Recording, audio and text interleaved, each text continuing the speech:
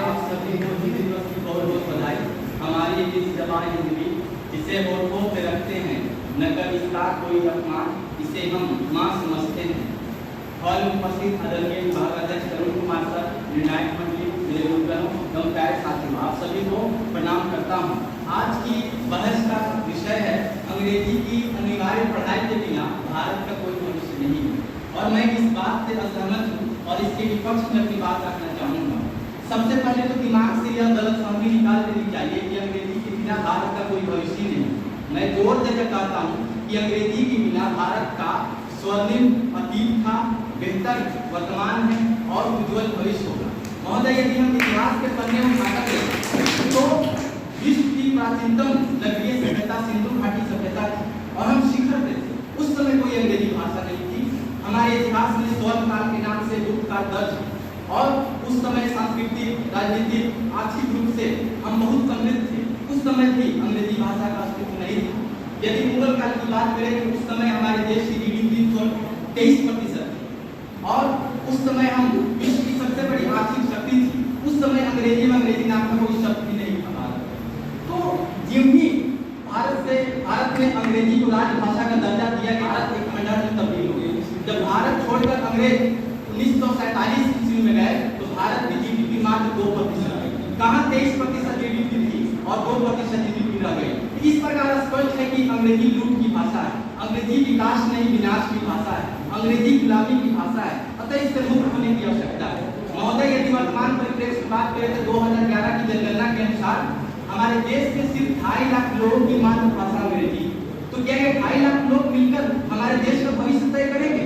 यह हास्यास्पद बात लगती है। महोदय, देश का भविष्य हम जैसे युवा तय करेंगे, किसान तय करेंगे, गरीब मजदूर तय करेंगे। अतः ये बात अप्रासंगिक लगती है। आज ग्लोबलाइजेशन का दौर है, लोग कहेंगे कि देश विदेश में घूमे तो किस भाषा में बात करोगे। मेरा एक पुस्तकालय का दोस्त है महोदय, उससे मैं पोर्चुगीज लैंग्वेज में 1.5 साल से बात कर रहा हूँ।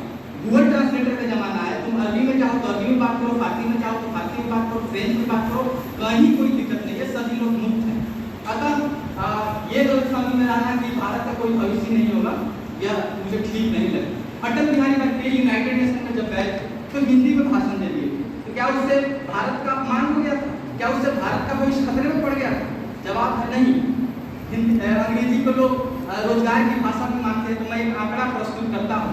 भारत में लोग अंग्रेजी सीखने पर $18 बिलियन प्रति वर्ष खर्च करते हैं और अंग्रेजी की बुनियाद पर जो नौकरी मिलती है उससे केवल $12 बिलियन की कमाई होती है।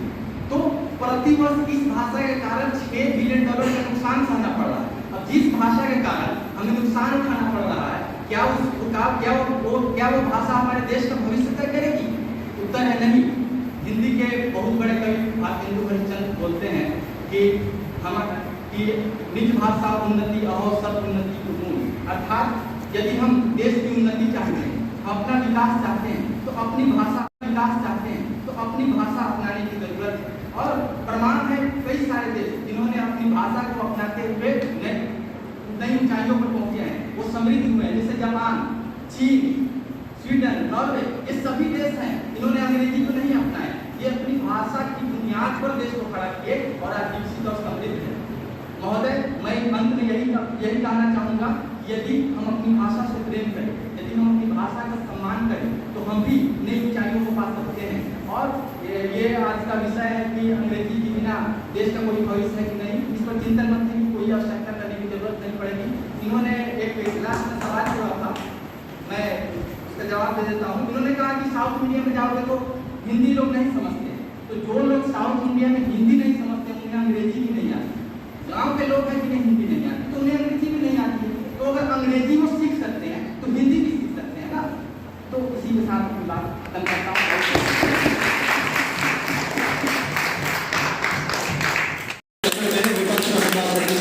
मैं चाहूँगा कि दिलीप सर संयुक्त रूप से उनको पुरस्कृत करें।